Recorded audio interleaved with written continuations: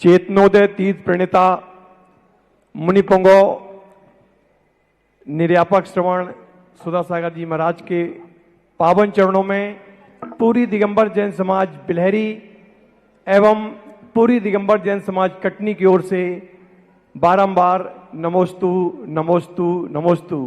महाराश्री, मैंने साथ में कटनी का नाम इसलिए लिया कि कटनी और बिलहरी का बहुत गहरा संबंध है और वैसा ही संबंध है जैसे आप बड़े भाई और गुरुदेव प्रमाण सागर जी छोटे भाई, चेतनोदय तीर्थ बड़ा भाई और अक्षय छेद बिलहरी छोटा भाई। मेरी जिज्ञासा है गुरुदेव कि मुझे ना आगम का ज्ञान है और ना ही मुझे शास्त्रों का ज्यादा ज्ञान है।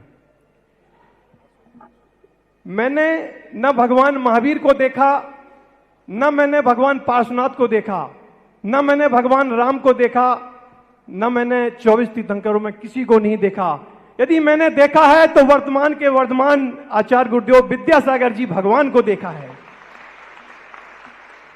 यदि इस धरती पर गुरुदेव आचार्य विद्यासागर महाराज ने अवतार नहीं लिया होता तो शायद हमें भगवान महावीर के बारे में बताने वाला कोई नहीं होता और शायद आज हमें सुधा सागर जी महाराज के शायद दर्शन भी नहीं होते। गुरुदेव 6 फरवरी को आचार्य भगवान का समाधि दिवस था और मेरे मन में आचार्य भगवान के लिए इतनी सारी परिकल्पनाएं आती हैं कि क्या आचार्य भगवान 25वें तीर्थंकर बन चुके हैं, उन्हें गाय का चिन्ह मिल चुका है। काश आचार्य भगवान की हर वेदी पर आचार्य भगवान की प्रतिमा विराजमान होती।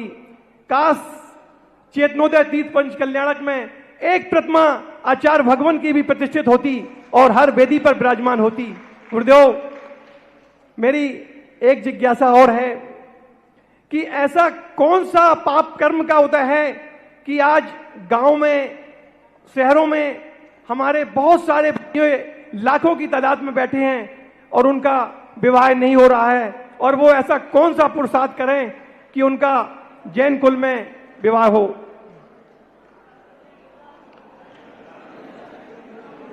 आपकी शंकाएं ऐसी हैं,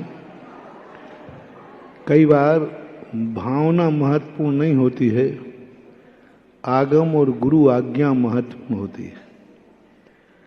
एक बार आचार्य से हम लोगों ने कहा था कि महाराज भावना को प्रधानता देंगे गुरु आज्ञा को,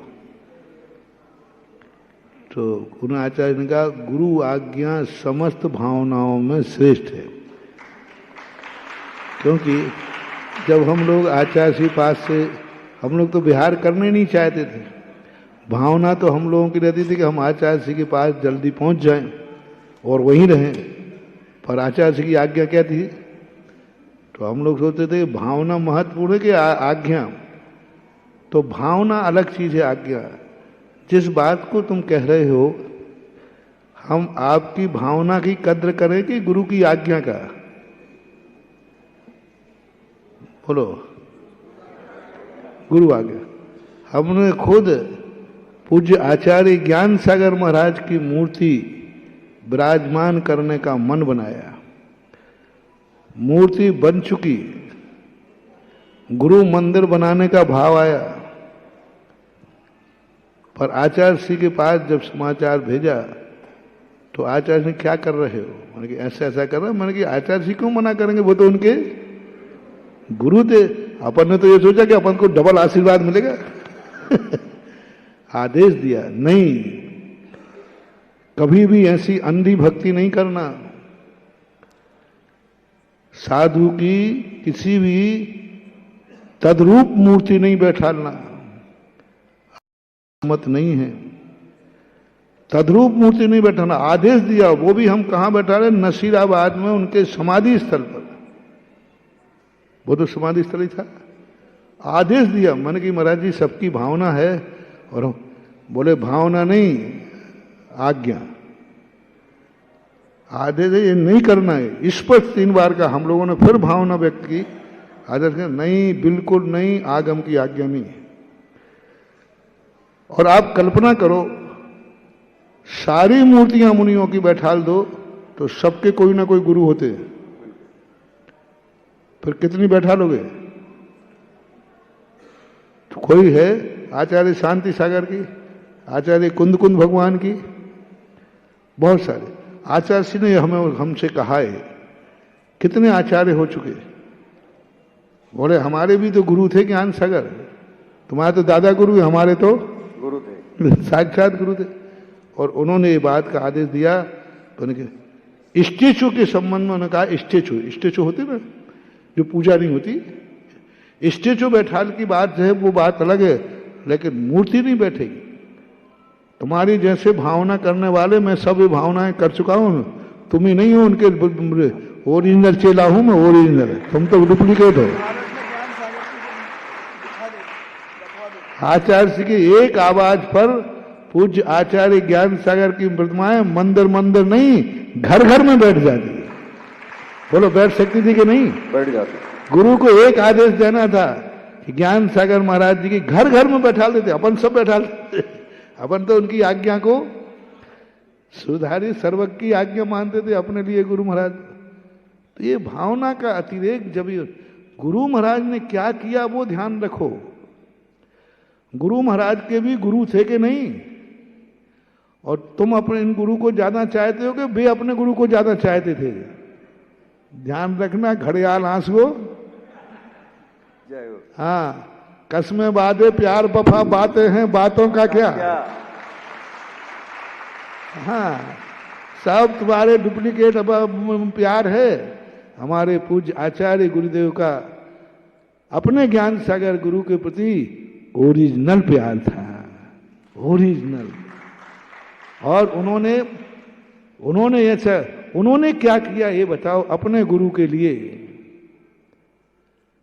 और सारी दुनिया में गुरु का नाम रोशन किया कि नहीं बताओ? किया। कैसे किया? मूर्ति बैठाल करके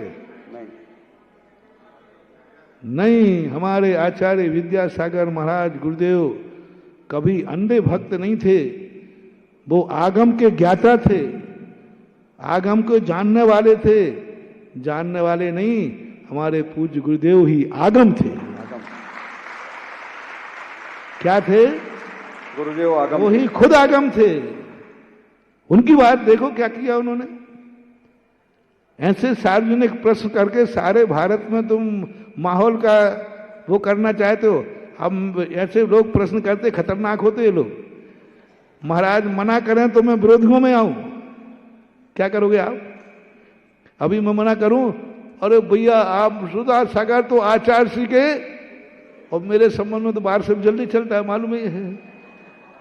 क्योंकि दुनिया में सबसे ज्यादा लोग मेरा बात सुनते हैं, बड़े गौर से सुनते हैं, और वो जो बाहर से निकालने वाले हैं ना वो ज्यादा सुनते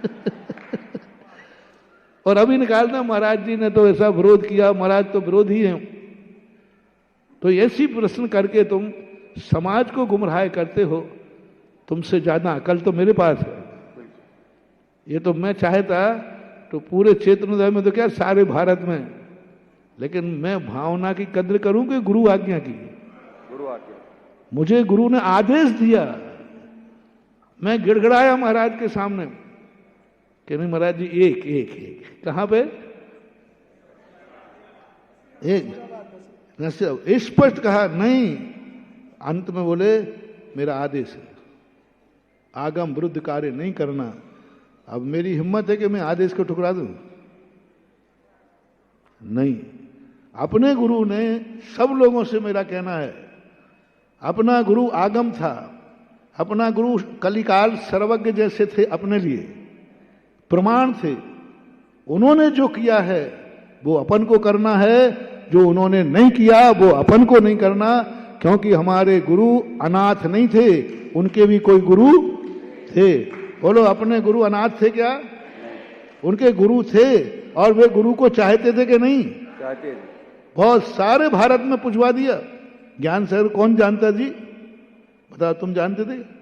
मैं भी नहीं जानता था। किसके कारण जान गए? आचार्य का।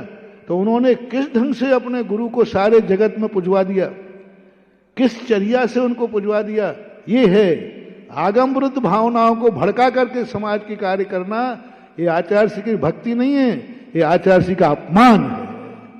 उनकी आज्ञा का उल्लंघन करके अपनी भावनाओं की दलील देना, अपनी श्रद्धा की अभिव्यक्ति देना, ये कुछ नहीं है, प्रदर्शन है, ये अहंकार है, ये अपने भावना के करके दुनिया को दिखाना है। बहुत शोर सुनते हैं पहलू में दिल का, ये चीरा तो ये कतरा खूना निकला। जय हो। ये भड़काने वाली बातें करके दुनिया को दिखाना चाहते, हम लोग कितना चाहते हैं, कुछ नहीं। थोता चना बाजे घना, वो थोता चना होता ना, थोता चना बाजे घना। ये समाज के वातावरण को क्रिएट करके वातावरण बिगाड़ने वाली बातें। आगम की आज्ञा क्या है और गुरु की आज्ञा क्या है, और गुरु से वो आज्ञा से बड़ा कुछ नहीं होता। आदेश है उनका, आदेश दिया मुझे। और आगम ने कहा, फिर अंत में जब शुद्ध केवली को बैठालने की बात आई, बोले मूर्ति चाहे गुरु की हो चाहे भगवान की हो, मूर्ति एक सी ही बनेगी, तद्रूप नहीं। जैसे अपना आकृति है सेब, ऐसा नहीं। कैसी बीतराग मुद्रा जैसी भगवान की है वैसे ही गुरु की बनेगी, और उस पे मात पिछी कमंडल होंगे और उसमें पिछी कमंडल नहीं होंगे। जैसे अपने प्राचीन गणधर परमेश्वर तो पिछी कमंडल रख देंगे, लेकिन मूर्ति कैसी होगी, भगवान जैसे। जैसे भगवान, जैसे देवगढ़ में किसी के तदाकार मूर्ति नहीं है, आचार्य परमेश्वर उपाध्याय की है, पर कैसी है, भगवान जैसी है, कोई आकृति। तो उन्होंने कहा जब भगवान के नाम से नहीं बना, वैसी मूर्ति बनना चाहिए, आगम में जैसी मूर्ति लिखी है, और वैसी ही मूर्ति बनकर के पिछी कमंडल रख दीजिए। अब तुम कहोगे आकार की बनाओ, वैसी बनाओ, तो ये स्टेचू तो बन सकता है, लेकिन पूजनीय मूर्ति नहीं बन सकती। कुछ लोगों ने कहीं जगह ऐसी बनाई, वो मंदिर खत्म हो गए, उन मंदिरों के अति से चले गए, विराजमान करने वाले का गड़बड़ हो गया, और जो कुछ भी होता है वो अब मैं बोलता नहीं, आगम प्रमाण है।